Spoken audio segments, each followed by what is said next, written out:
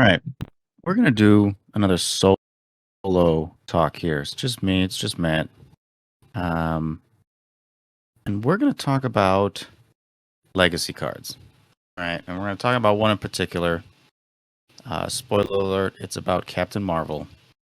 But let's take a step back real quick and and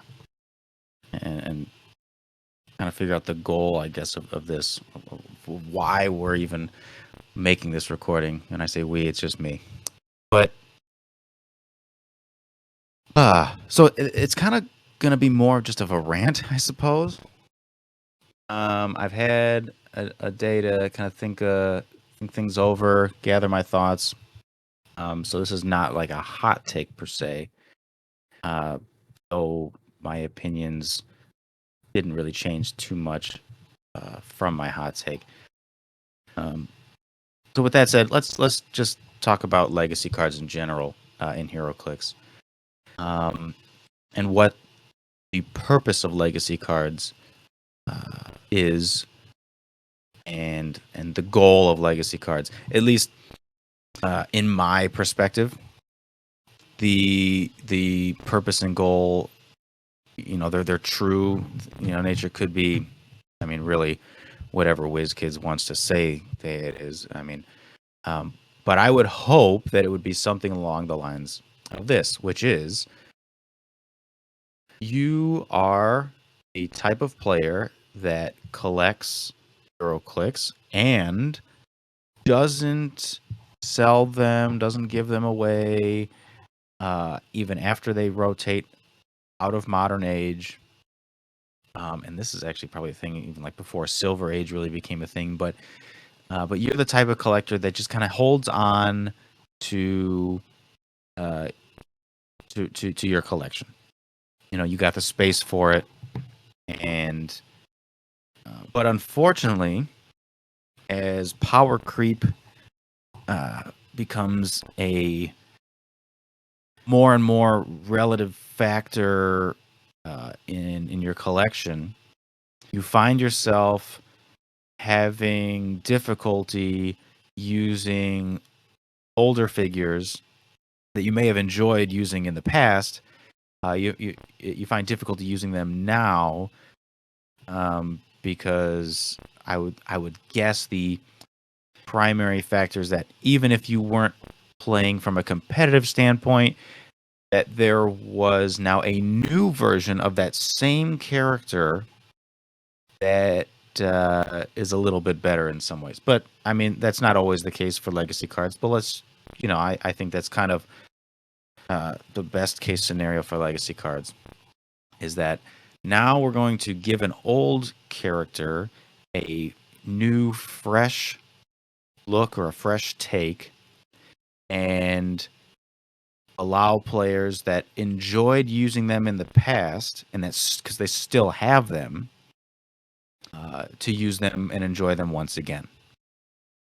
Right? I think that's the ideal situation for legacy cards. Now, on a little bit of a tangential note, I personally think the goal for legacy cards is to also breathe some fresh life into the character, in the sense that they are not just the exact same character as they played before, but a little bit better or a little bit cheaper, or you know what I mean? I don't think legacy cards are for that purpose. To just say, let's take a character that was, good or bad or whatever in the past. Let's just reduce their cost by half, give them traded super senses, give them traded reduced penetrating damage, give them traded safeguard outwit, give them traded willpower, give them all these just generic good things that you can give an old character, and just send it. I don't think that's what legacy cards are for. In my opinion, you you should be picking legacy characters that did something interesting in the past. And this is a whole separate issue of the characters that are chosen for legacy cards, but that's not what I'm going to get into with this talk here. Um, but as I was saying, that I think the goal of it is to also kind of reimagine the character. So um, this is not to say that a character uh, needs to be as good as it was in its own day before the legacy card. I don't think that's the case either. But we do often see characters that were a force to be reckoned with in their own day that do receive a legacy card um, being downgraded significantly, and some more significant others. But for example, one that comes to mind is the Legacy Batman Beyond. I don't know if it's called Batman Beyond, but yeah, it was the Legacy Batman Beyond. It might have been just called Batman, but the original character, and I don't have this in front of me. I only have the Captain Marvel information in front of me. But the original character had quite a few interesting abilities. He had ways that you could choose which powers and abilities he had for a turn. And then he got a legacy card, and his legacy card basically stripped all of those and gave him just a few generic powers. And it was like, all right, like, why even make this legacy card? It is so generic that it is uninspiring. So that's what I think a good legacy card is. It's you take a figure that was popular in its time, because unpopular figures are much less likely to be held on to. But you take a figure that was popular in its time. Doesn't have to be good, just had to be popular, although that Venn diagram does have a pretty large overlapping area. But you take a figure like that, you improve upon it. Obviously, when I say improve upon it, I mean bring it to the power curve of the whatever the modern age is. And then I say reimagine it. So an example that comes to mind that I'm just pulling things out of thin air here, but think back to the Nightcrawler from Web of Spider-Man. I believe that was also like a World Championship created piece, but it was very strong in its time. And I mean, even a piece like that in today's game, I don't think could be made with the powers and abilities that it did have. Being able to just move through everything, have an insanely high movement speed, and even in today's standards, it's even more insanely high with the maps being smaller. And then being able to hit an opposing character and then replace them after you're done moving. So in today's game, it would be an insanely strong effect. So if that character, would receive a legacy card, I would not expect it to have the same movement power that it did before. I would not. I wouldn't mind if they even said, you know what, we're not even going to give it hypersonic speed. We're just going to give it, some different special movement power. Like it's not. It doesn't even have to be a standard power. It could just be a thing where you place them and do stuff, and I don't care. But if it's different in a way, and it's unique enough in a way so that it's not just, hey, this character is exactly like a character that we're getting in the main set, but it's a legacy card, so you won't be able to get it. I don't like those types of legacy cards. So again, as I was saying, like I wouldn't think that Nightcrawler would get a legacy card and say, yep, he has all the exact same powers, but worded and phrased and printed on the card in such a way that it matches with modern age verbiage and diction. Um, the point of it would be, in my opinion, to say he's a popular character. Let's make him do something different. Even if it's not good, it just has to be different enough that you're like, wow, like that's interesting. I think a good example of something like this that we have seen is the legacy card for Molecule Man. Molecule Man, as we know, was one of the strongest characters in his day. He's almost like the Perdegaton of his day. It's if you weren't running him, you were playing against him. It was somebody on the map was using him. It felt like. So, when they announced that he was going to get a legacy card, my initial reaction was, "Oh, his legacy card is not going to be good. There's no way it can be anywhere close to as good as what his original card was, because his original card, for one, was so strong that it needed an errata. You could argue that his errata made him weaker but more consistent. I mean, he still wasn't a bad figure by any means, but the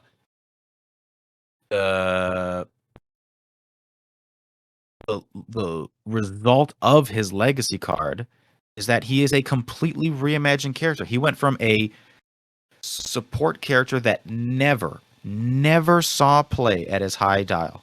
Never. Playing Molecule Man at his top dial was a mistake. And now, with his legacy card, he's reasonable. Playing him at his top dial actually makes it so that his ability to deal his printed damage to multiple targets actually does something. Right? And he has a new, unique ability to draw lines of fire to characters through terrain markers. Right? Again, something that we don't see very often. I don't think just off the top of my head, I can't think of anybody else that specifically does that. So, bravo to the design team on the Molecule Man card. I'm not saying that he's great in terms of even on the power curve, because unfortunately we have characters like Hadari Yao. We have even one shots like Shield Throw that allow situations or provide situations to the player that you are able to deal printed damage to multiple hit targets.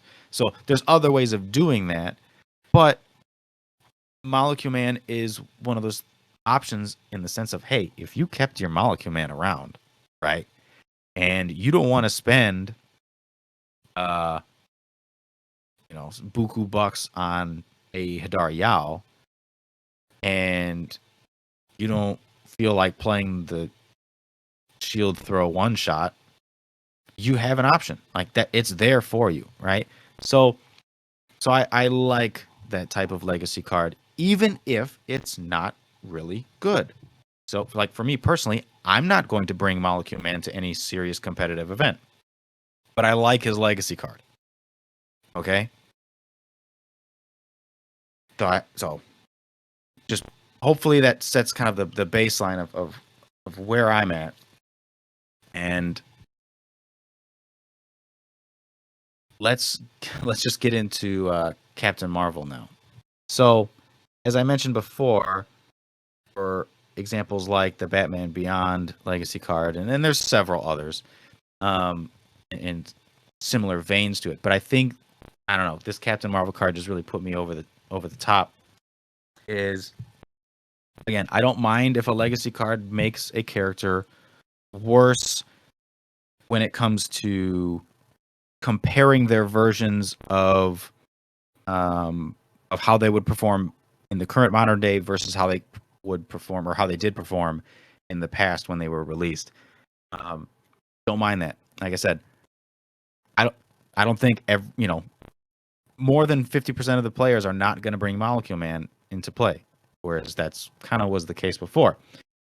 Um, but I do think that it becomes an issue when you make a legacy card that not only is strictly worse than the old version, but it is not, it's not reimagined at all. It's literally the same character, just worse.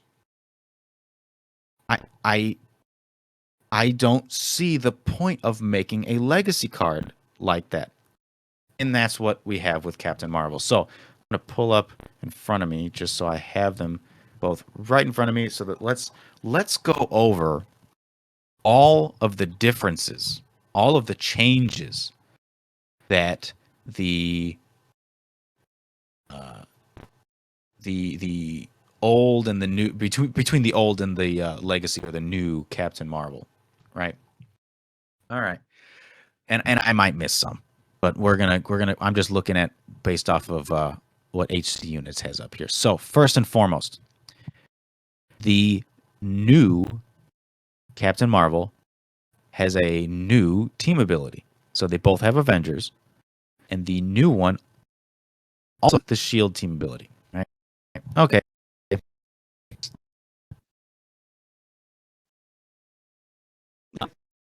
Then have more. Let's both have.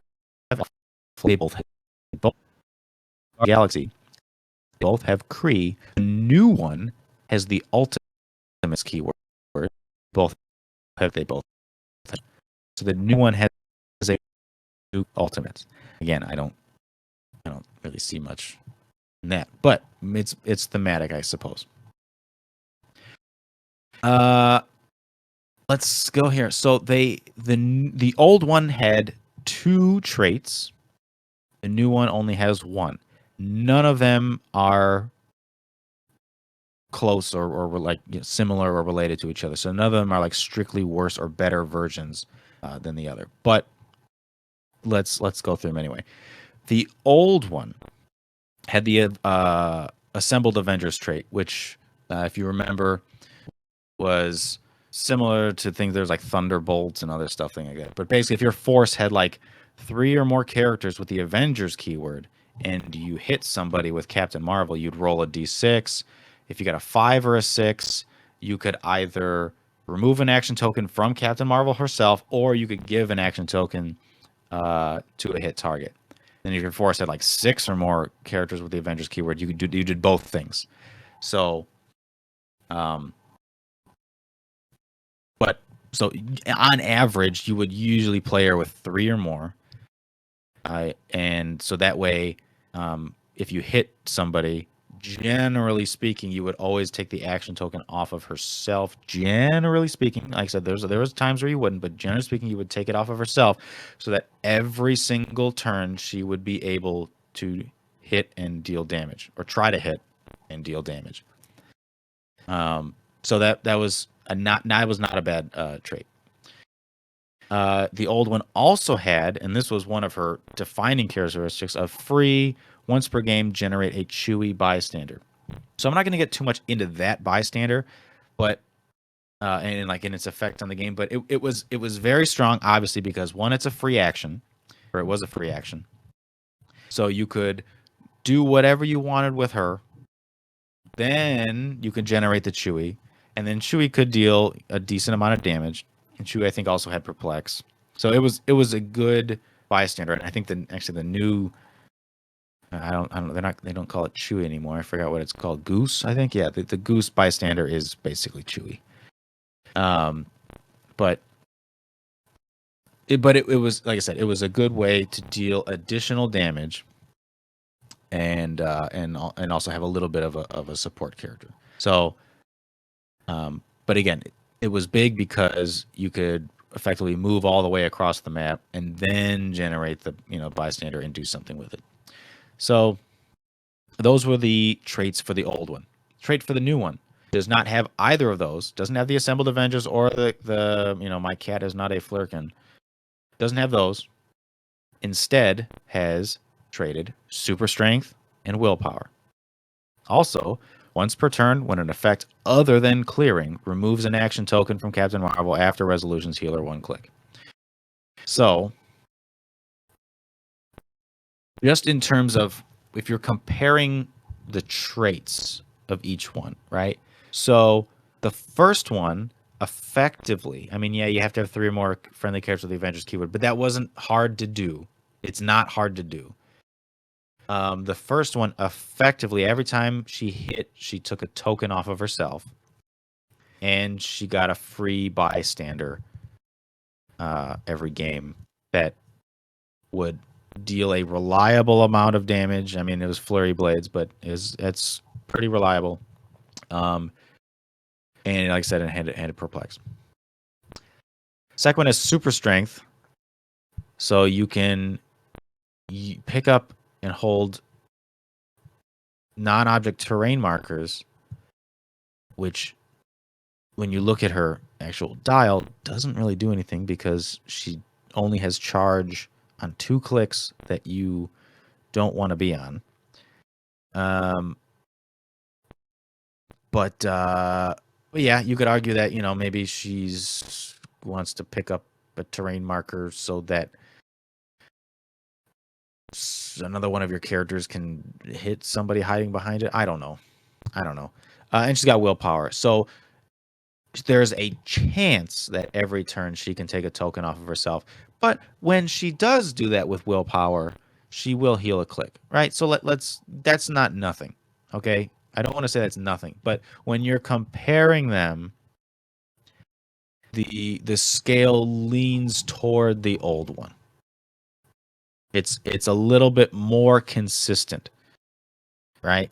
So on average, in a game, the new Captain Marvel might take off, 1 or 2 tokens off of her in a game, so you'd heal 1 or 2 clicks.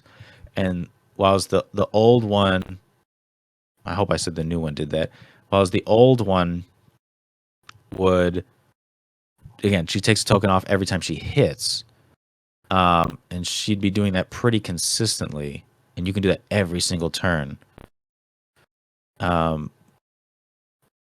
So again, you can argue that just that effect is kind of a wash, but the Chewy bystander is what puts it over the top. Like that makes her the old version so much better, right? But again, that's kind of opinion based. You could argue that the new one is better for that trait. That the new trait is better than the previous old 2. I don't think so. I don't really think it's close, but you could argue that. Let's say, oh, she lives longer because blah blah blah. But anyway, let's get into her other powers. Okay. Her old movement power was one of her defining characteristics. The old power was hypersonic speed, and when Captain Marvel uses it, after resolutions, deal 1 penetrating damage to an opposing character she moved through, and then if that character is a vehicle, you dealt it 3 penetrating damage instead. Really good. What that meant is every turn you used her, she was dealing damage. Every turn. Even if you didn't have to hit with the hypersonic attack. If you did, you would take an action token off yourself as well, which is great. But you didn't have to hit. So, what is, how do I want to put this? It was also a way to get past opposing stop clicks. So, for example, you could hypersonic speed, move through somebody, hit them with hypersonic speed with the attack. That could knock them onto a stop click. And then after resolution, since you moved through them, you could deal them a penetrating damage to push them past it. And that could often KO a character that has a stop click on their last click. Very good, right? I think everybody, that's really good. The whole, if a character is a vehicle, deal 3 penetrating damage, that almost never happened. Like, realistically. I mean, there's probably somebody out there, oh, I did it a bunch of times. Well, I mean, Well, in the real world, that almost never happened because very few players were using vehicles. They weren't really ever great. All right. So let's compare it to the new one. The new one is hypersonic speed, but that's it. Nothing else. But there's a double slash. You can hypersonic speed, or instead of using hypersonic speed, you could give her a move action. And what do you do with this move action? Well, it just says move. Okay, we move it. And after resolutions, deal 1 penetrating damage to each opposing character that she moved through. If a character she moved through has the vehicle keyword, deal 3 penetrating damage instead. So, a little bit different.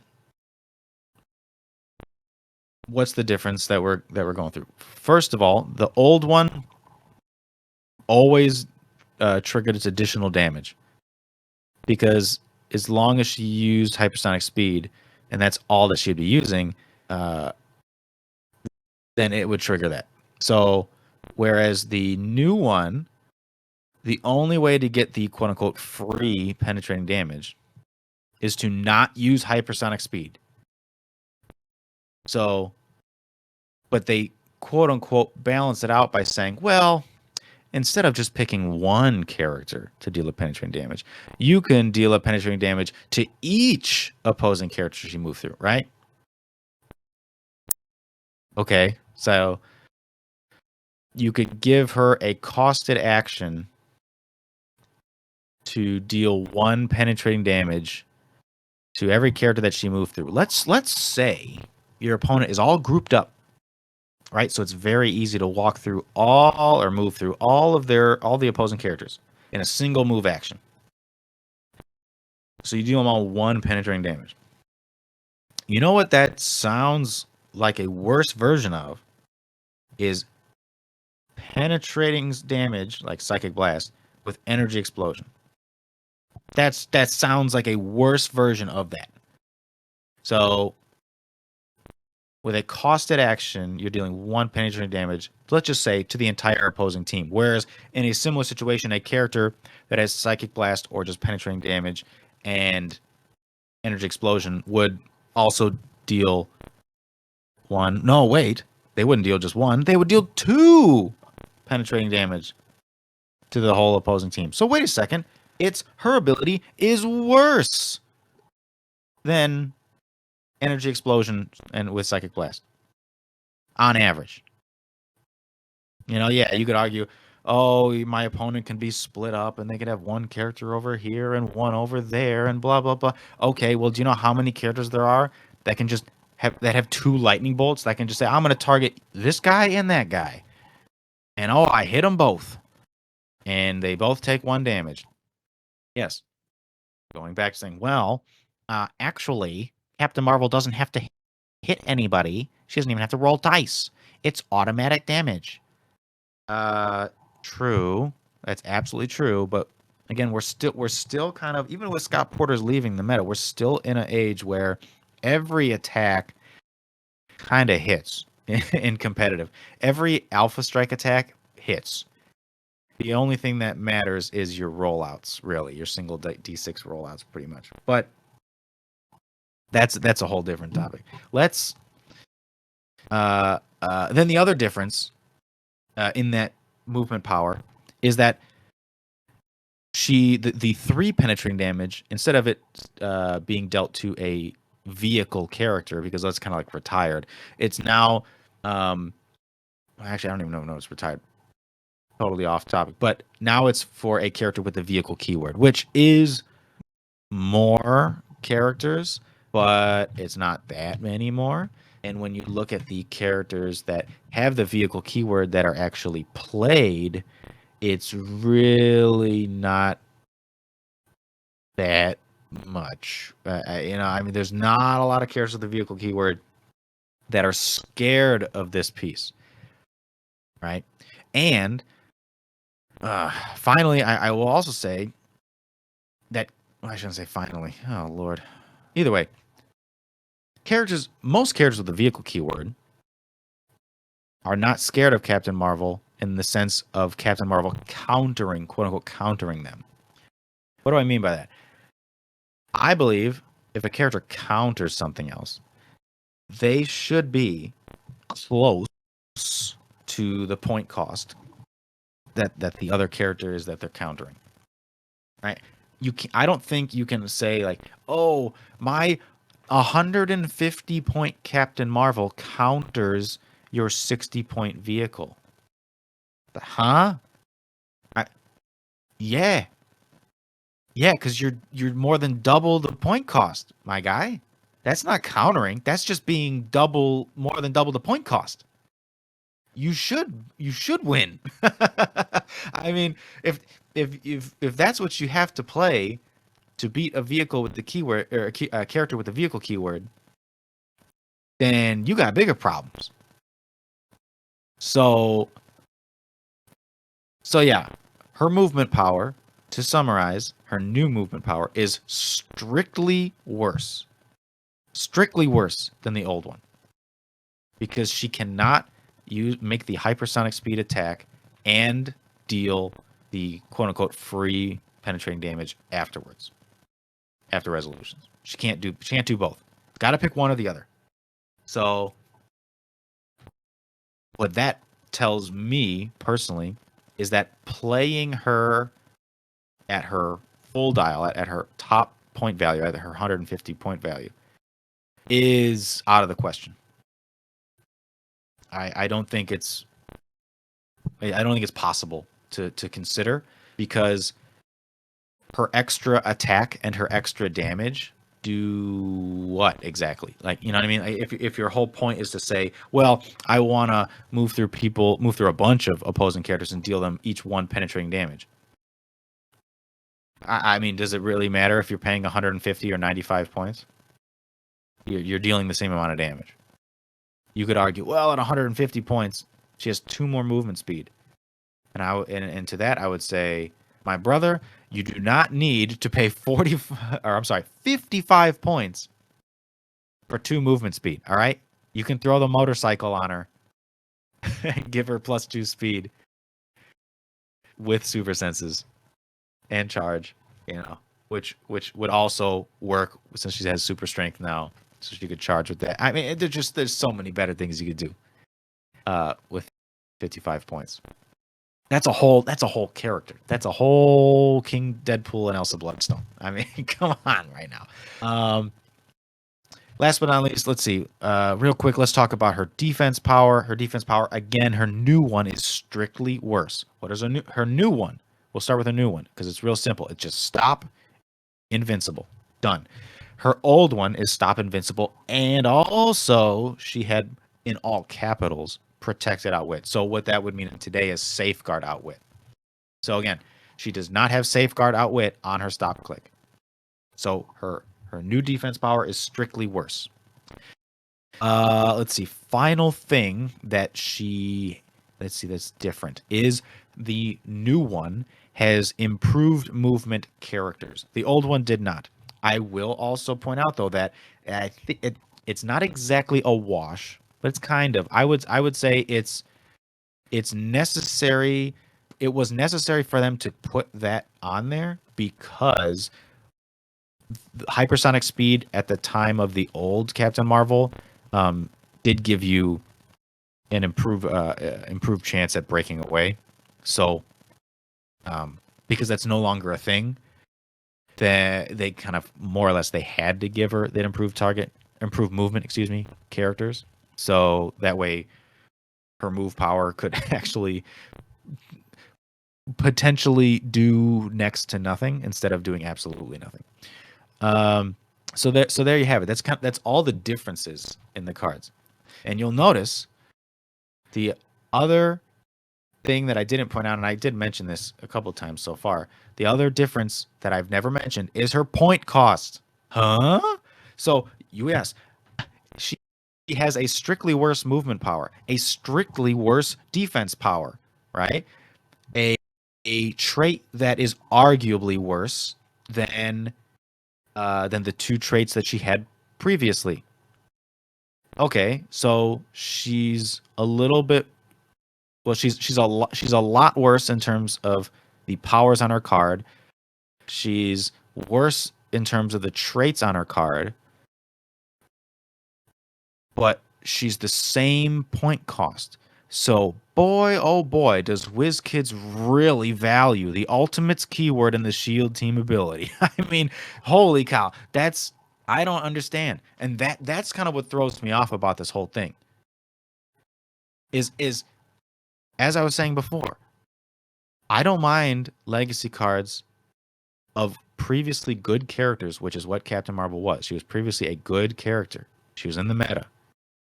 I don't mind them making cards for them, and the result of those legacy cards is a character that is not, as meta as it used to be. I don't care. But this legacy card takes the cake from me as the most uninspired legacy card, or uninspiring, I don't know, take your pick, legacy card of all time. I mean, well, I don't want to say of all time because I don't want to go through every single legacy card and eat my words here. But so that'll be the hot take part of this talk, is that I think worst legacy card overall for me of all time is this Captain Marvel, because it takes a character, doesn't bring them up to the modern age power curve, and it doesn't reimagine them in any sense of the word. It is exactly the same character, but worse than a character made, 5-6 years ago? Why waste the ink printing this card? You know what I mean? Who is inspired to go, oh my goodness, I am so glad I kept my Captain Marvel, because not only can I use her again, but she's going to feel doubly worse. Why? Because her card is worse, literally worse than before, because I'm paying the same point cost to do less. And every other figure in the game on average has gotten better in those 6 years or whatever. Again, I don't know. Is it 6 years? When the hell was she released? When was Captain America released? Ladies and gentlemen, we're going to take a quick break here. No, we're going to take a break. Let's see. When was Captain America released?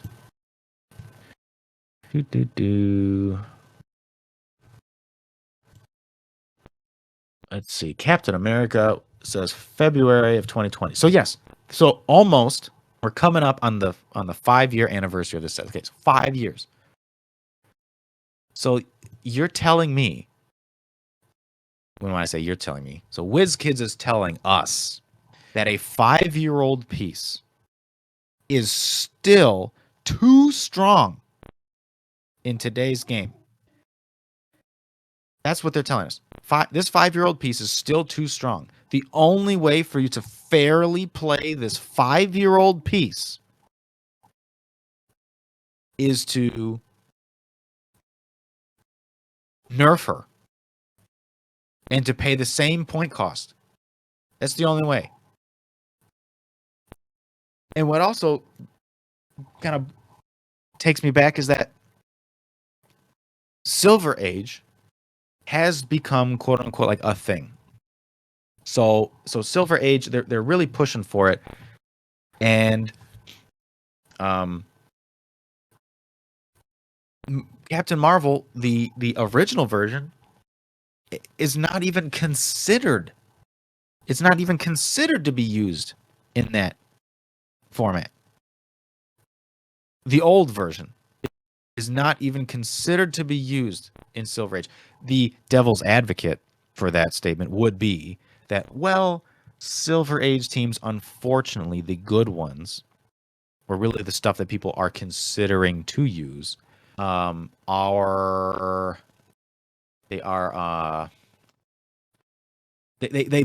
break the game in one way or another. You could argue that. Like why play Captain Marvel when the Dark Side team exists? Why play Captain Marvel when the Phoenix team exists, or the the turn one mission point team exists. You know what? It's again, why play her when those broken teams exist? Okay, totally agree, right? But even removing all of those teams from the equation, nobody is talking about her in Silver Age.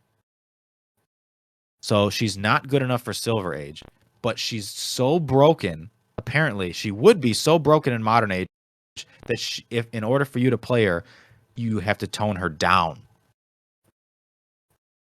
It's so wild. It's so wild that this legacy card was greenlit or what, I don't know what you would call it, was approved. There's no, you know, this feels like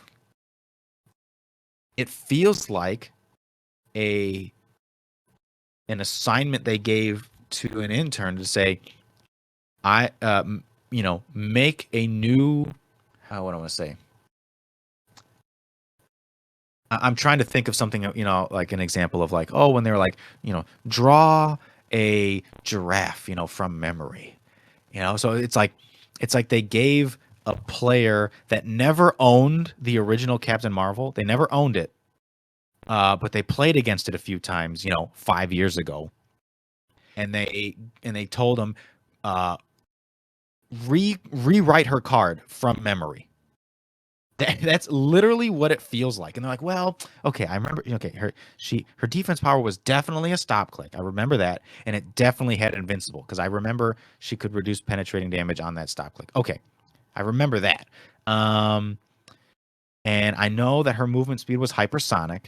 And then she did something where, like, if she moved through things, that she dealt additional penetrating damage. And I can't remember exactly what it was, but she had some kind of ability that took tokens off of her, off of herself. But I can't really exactly remember what that was. And then right then, whoever was asking, the WizKids, design team that was asking the question was like, okay, well, we're going to stop you right there, before he talked about the bystander, and they were like, and we're done. I mean, that's where I'm at right now. It's please recite from memory the Captain Marvel Legacy card without mentioning the Chewie bystander. That is the new Legacy Captain Marvel. A waste of time for everybody, even though it's probably just one guy, but a waste of time designing this card, a waste of money printing this card and putting it in X and ship to us, and having players open it just to be incredibly disappointed that they pulled this card rather than any other Legacy card. It's insane. So I don't know what else there is to say that can really illustrate my point in a better way than that. So yeah.